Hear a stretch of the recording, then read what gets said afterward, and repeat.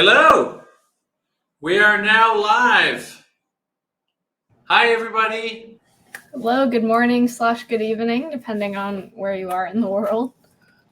Yes, I'm in Singapore, so it is the evening for me. And Kilani, you're in? I'm in Toronto, so it's morning for me, 8 a.m. over here.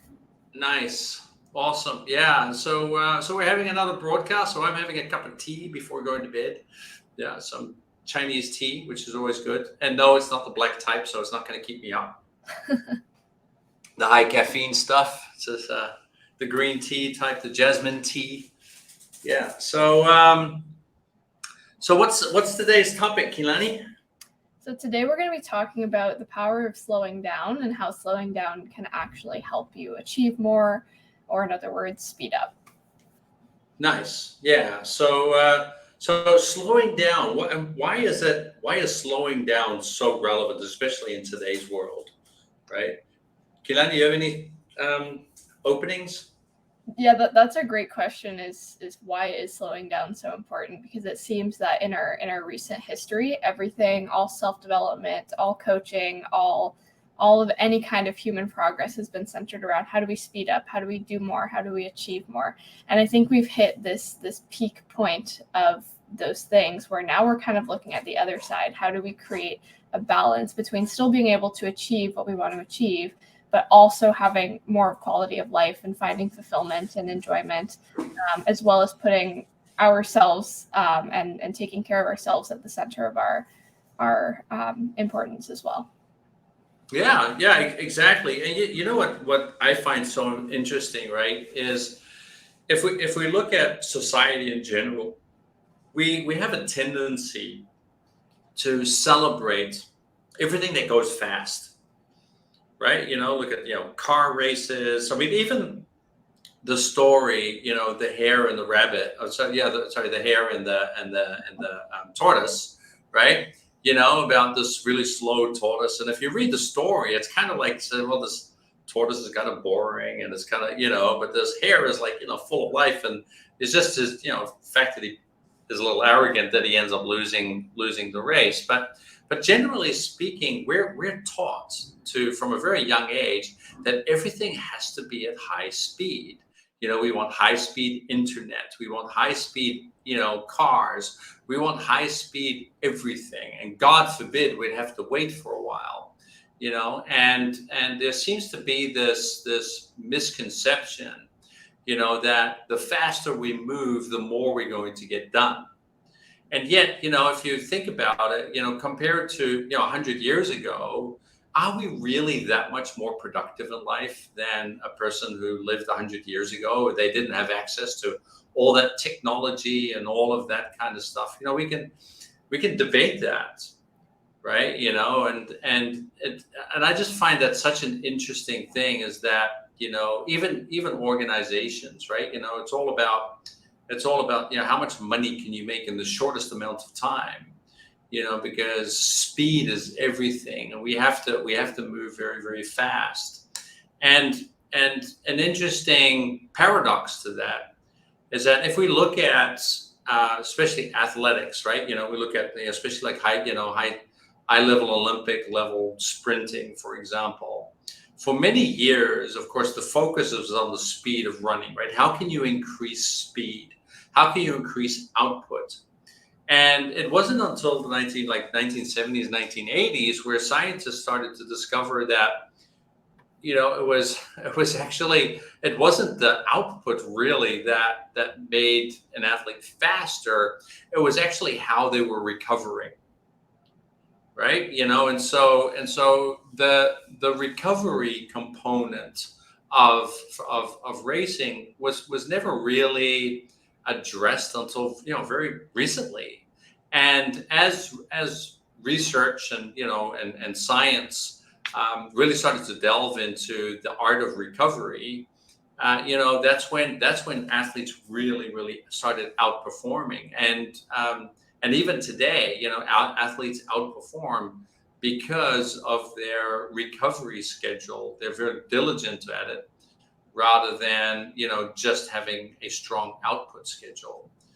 And it's an interesting kind of context, right? If you think about athletes, right? If athletes and corporates, the only two populations in the world that ever get burnt out, right, are athletes and professionals, and those are the two populations that have the most burnout.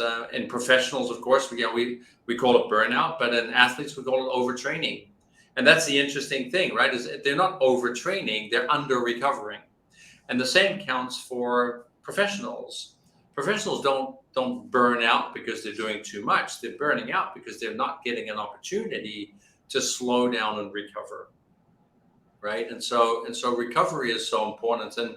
And very often, when I'm talking to my leaders, and we actually have an open conversation about recovery, they very often kind of say, well, I'll take a 2-week vacation. Right? It's like, I'll take 2 weeks off and I'll be fine. But recovery doesn't work that way. You can't work yourself half to death, for 6 months and then take a 2-week vacation and then expect to be fully recovered. If we look at recovery from burnout, for example, it takes in and around 6 months to a year to recover from burnout. So taking a 2-week vacation, once or twice a year is in all likelihood is not going to give you the recovery that you need to be able to function and to be able to thrive in life. And I just find that such an interesting paradox. Yeah, definitely. And that's an interesting point, that you only burn out in one of two areas of your life, which is either as an athlete or as a professional. I've never really thought about it like that, but that's so true. If you think about family, fun, you can't really burn out in those areas, and in areas that are almost resting in themselves, which is interesting. You kind of answered my first question in that, which was, why is slowing down so important? So that's perfect. And it also transitions nicely into my next question, which is, how can slowing down help us be better leaders? Yeah, that is a really good question. Well, think about this, right? So when you're in a car and you're driving your car, and you decide for some reason that you're in a hurry, and you step on the gas pedal, what happens to the world that you see through your windscreen? What do you think? Are you asking me, or are you asking? Yeah, I'm just asking you. Yeah. Okay. I don't have anybody else yet. There's nobody else is coming online yet. Okay, I didn't want to answer for other people. So when you're deciding to speed up in a car, what do you see out the window? Is that the question? Yeah, it's like what does the world look like?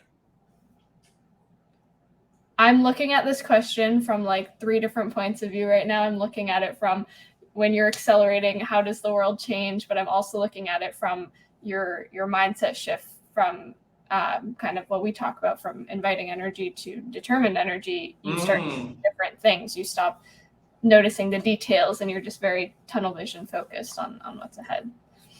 Yeah, fantastic. And they both apply in this case, right? Because if you step on the gas pedal, in all likelihood you're applying determined energy. And with determined energy, when we're so determined, we put the blinders on, right? So we become so hyper focused on where we think we need to go and what we need to do. And then on top of that, right, the world comes at us at a much faster rate, right? So we're seeing this world, right, the processing in the brain of this world as it's going whoosh, whoosh, whoosh, as it's coming by us, right? How on earth are we going to be able to do things like be creative, be innovative, be able to see the big picture, right? Of what we want to be creating a vision for the company, for example, all of those, or even just for the team. We're not gonna have that mental space to be able to do that. On top of that, of course, is also, will we have the mental space to be aware of our people, right? Because at the end of the day, if you're functioning in a team and you've got the blinders on and you're moving at 200 miles an hour, will you have the mental capacity to even think of checking in with your people and saying, hey, are you okay? Can you keep up? Right. And very often when I'm talking to executives or even just regular professionals that decide to leave their job, it's very often for that reason. It's very often that it's for the reason that they are working for somebody who just has that set of blinders on, that really has just become, in their perception, has just become insensitive to whatever is going on in their lives and how they're feeling and how they're managing it and what they're doing, and that perceived insensitivity then reduces trust. Right. And so people then begin to distrust a leader of whom they think is not connecting with them kind of on that empathetic level. Right. So in order for a leader to be able to connect with their people and making sure that their people are healthy, they have to be able to take a step back, and they have to be able to just kind of say, hey, you know what, I'm going to slow down for a minute so that I can make sure that my people are okay.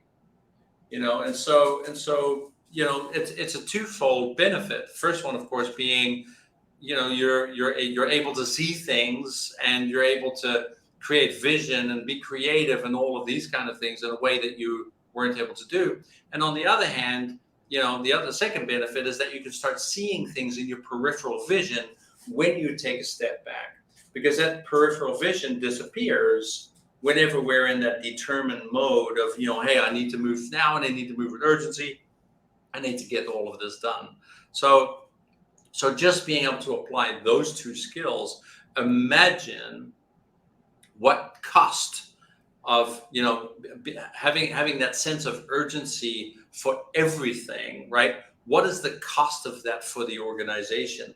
We think that it's good for the organization to move fast. We think that it's good for the organization to, kind of like, appeal to everybody else's expectations and make sure that we make as much money as we can in the shortest amount of time.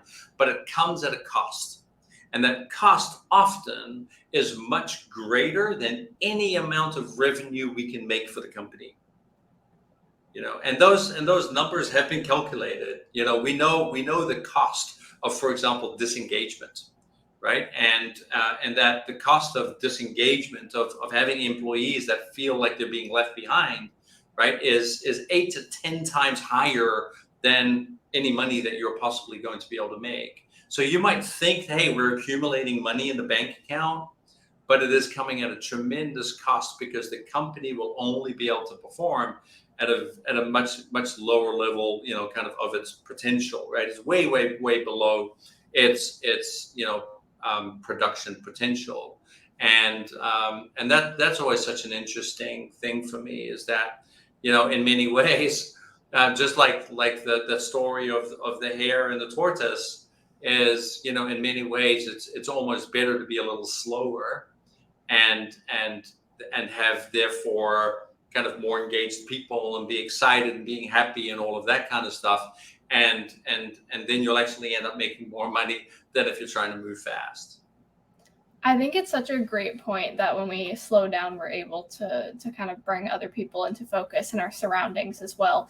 And what that reminds me of is, as leaders, our energy and what we're projecting to our organization filters down. So we are the ones who decide what the pace of the organization is going to be, what the culture of the organization is going to be. And that's up to us and how we act and how we think and how we behave. As well as the energy we project, that's going to filter down to each individual level.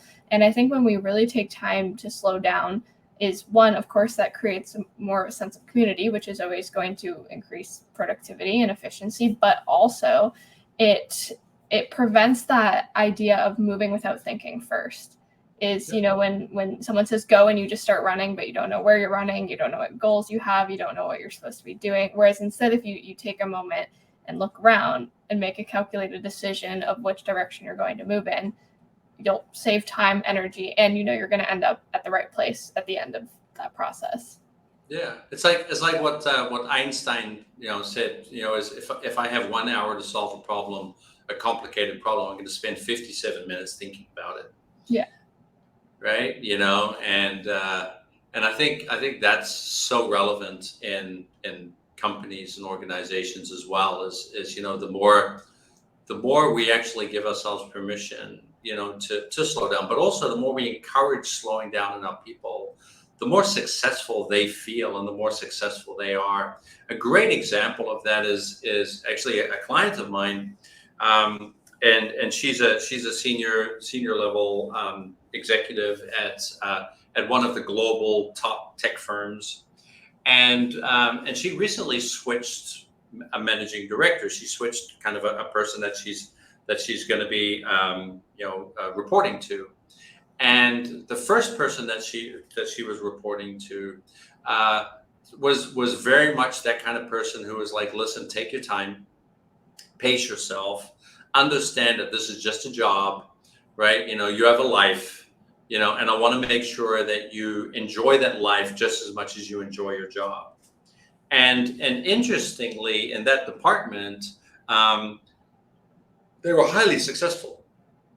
They were, super, super successful, to a point where my client then got promoted, right? Because she was doing such an amazing job. She got promoted to another team. And interestingly, this is supposed to be a high innovation team. And she arrives in that team, and even before she started with that team, she was already getting emails from the new manager, who's sending her messages at like 1 o'clock in the morning when he's supposed to be sleeping, and telling her, hey, when are we getting this done? We need to do this, and we did, and I have a whole big list of checklists that need to be done in 24 hours. He has, all of the staff members are working like 20 hours a day.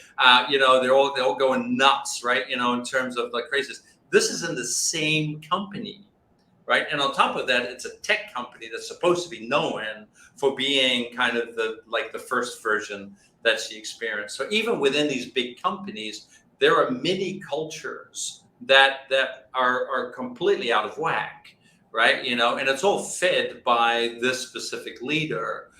Just by sending messages at 1 o'clock and 2 o'clock in the morning, he's sending a message to the staff members that that's what I want you to be doing too. And even though he never asks it, that's automatically what they do. And his sense of urgency that he puts around everything, it then trickles down to them, and they start treating everything like it's super urgent. And so my client now, from going from being a highly successful executive to being in this team, open to the previous session that has like, I'm actually thinking of leaving, and that was such a powerful thing for me, because it's like, wow, right, here's another example of kind of how a leader's sense of urgency and haste and all of these kind of things, thinking that they themselves are super engaged and super motivated and super all of this kind of stuff, but in reality,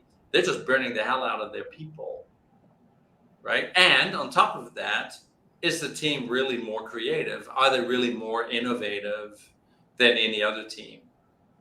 Right? And so it's not benefiting the bottom line, and it's also not benefiting the people. It's not even benefiting the manager, but yet they still operate with this thinking of like, that's what I need to be. I need to be urgent, and I need to be, kind of all of these kind of things. And for some people, that's a display of loyalty. It's a display of it's like I'm showing that I'm giving my company my all, right? But in reality, it doesn't work that way. And actually, giving your all means the ability to take care of yourself first, because if you can't take care of yourself, you can't take care of others. Yeah. So that's kind of my big learning lesson from it.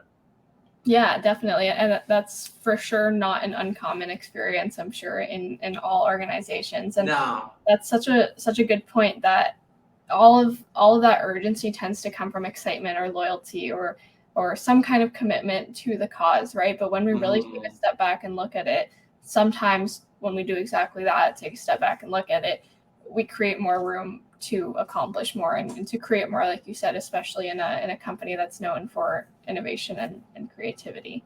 And Yeah. exactly. I have another question too that ties this into. We talked a little bit about the five energies earlier, but how Uh-huh. can understanding and practicing the five energies help us slow down? Because I know Oh, that's it's hard to just say slow down, and if you're used to moving fast, it's hard to just let go and slow down, right? So how can we use the five energies as a tool to make that a little easier? yeah, fantastic. So in all likelihood, right, where a person is going to, I guess, be fast moving would be what we call determined energy, right? Is if you're very determined in that where you're going, then there's a certain energy, a certain rush of energy that you're projecting as you're going through that space. And the opposite of determined energy is inviting energy. And inviting energy is that place where you can actually invite information in. And the only way we can do that is by actually having our peripheral vision open, because we need to be able to take as much information in as we can. And we can't do that if we are in that kind of determined state. So one of the best ways of using the five energies is just simply identifying for yourself where am I? What energy am I in at this moment in time? And if you do find yourself in that very determined space, and you know that it's not serving you, you know that it's not getting you the results that you want, change it, right? And change it to any of the other five will already make a difference. But especially if you can change it, kind of, moving through that neutral energy and just going into kind of more of that inviting space, and being able to take a step back and just listen for a moment and allow yourself to just process information. That comes with a very different energy. And so when you learn how to recognize the energies, you can catch yourself, right? Because ultimately it's the energy projection that affects the people that we work with. When I put a certain determined energy in an email, that determined energy is going to transfer into somebody who's reading that email, and they're going to have an experience with your determined energy.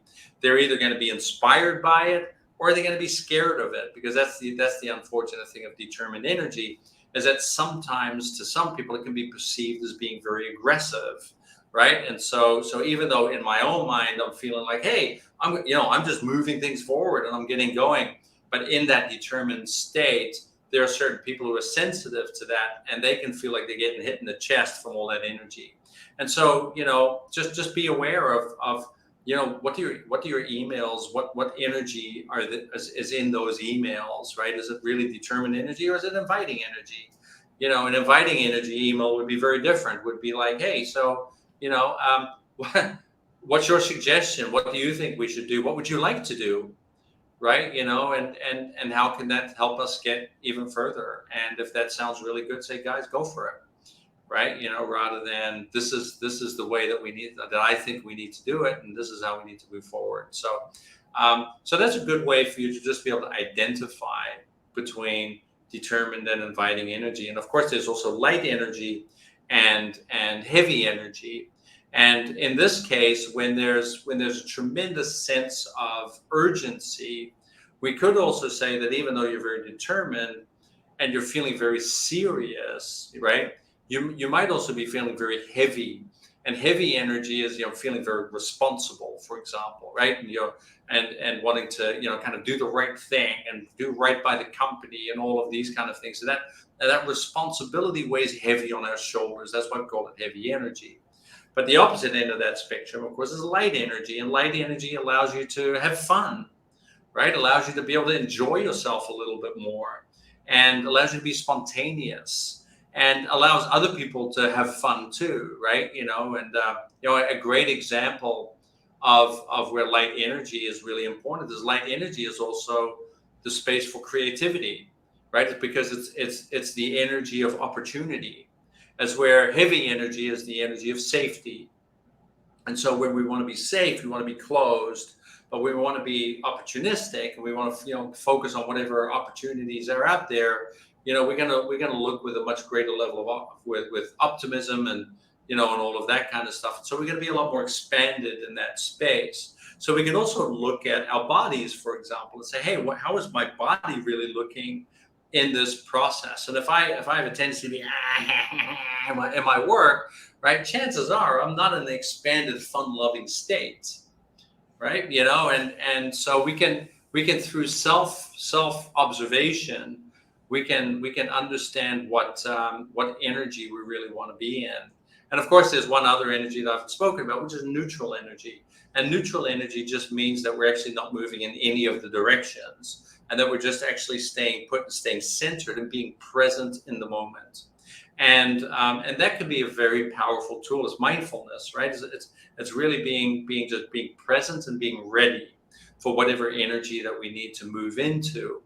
And so if you can walk into a situation being more neutral, that's also really helpful. Now, an interesting thing about the energies is that energy depletes, right? And so when you're always in determined energy, for example, you're always in that forward moving mode, at some point in time, you're going to burn out.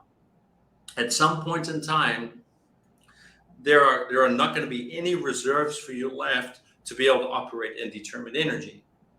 The first sign of burnout is fatigue, right? There's chronic fatigue, it's just constantly being tired, and it's exhausting being always in this forward moving mode. So being able to actually kind of access the other energies, for example, if you then put yourself at light energy or an inviting energy or heavy energy or neutral, what then happens is the energy that's in that determined space ends up replenishing. So which then allows you to be able to apply determined energy when you need to. And that's for all 5 of your energies. So for each moment that you're in that energy, you deplete energy. It works like a gas tank. And you need to be out of that energy for a little while to be able to replenish your energy reserves, right? So also being aware of your what energy you're in also helps you understand that you need to move out of that energy at a certain moment so you can replenish it for when you need it again, right? So it's huge from a self-care perspective, because with that chronic fatigue that you might start feeling if you're always in the same energy, that next level is a reduction of resilience, right? And so as your resilience then starts dropping, then also does your motivation start dropping. And when your motivation starts dropping, then you also drop in your skills. You start making mistakes. You start doing things like that. And you just, that of course ultimately then causes a reduction in your performance. And we see that in as those fatigue levels, start rising and your capacity starts decreasing. That's the exact cascade that we see. And I in 2010 I wrote an article about, and I actually put it in my first book, Headstrong Performance. I call it the health performance pyramid, and the health performance pyramid has 5 layers, and those 5 layers are exactly that, right? And that's actually what we named Level 5 Partners after, right? Is understanding at a fundamental level the health and well-being. Do you have the capacity? Do you have the reserves? Second level is then your resilience, because if the reserves drop, so too does your resilience. The third one is your mindset and motivation, right? Without resilience and health and well-being, there is no motivation, and of course that cascades then into your skills and behaviors that you need to be applying on every single day, which then ultimately translates into your results and your performance. Right, and so that's why we look at all 5 of those layers for every single one of our professionals that we work with, so that we can really make sure, that we're addressing the right level of, for coaching for that client, so that they can recover and apply themselves in the best way possible. And that's where the 5 energies become such an important tool, because those 5 energies help us do kind of all of that in a way. Allows us to work on all of these levels, because it gives us a greater sense of emotional intelligence in a very short period of time. We become very self-aware of how we are actually showing up to the world just by looking at what energy that we might be in, right? And so I call it, it's a shortcut to empathy and emotional intelligence, because the moment that we're aware of that energy that we're projecting, we're also aware of how that rubs off on other people and how they're actually showing up. And by being aware of that, we can connect with those people at a much deeper level. Yeah, and so as you can see, there's a huge benefit in there using the 5 energies just based on that concept. Absolutely. Thank you for sharing that. I think that example really highlights how important understanding and using the 5 energies, especially in leadership, is. It's such a great tool to help you understand yourself better, understand others better, and to help you get ultimately from where you are now to where you want to go, in a more clear-cut path than maybe you would have had before. And to our listeners, if you want to learn more about your energy, if this sounds interesting, but maybe you're not sure what energy you project, or you still kind of want some more questions answered, we have a super quick free assessment that'll tell you exactly what the dominant energy that you project is. So maybe if you want to leave the link for our listeners, if you want to go ahead and take that, that'll help you understand where your starting point is. Yeah, and I'm actually just right now just copying and pasting the link, so I'm going to add that. So I'm just going to put that in the comment box. There it is.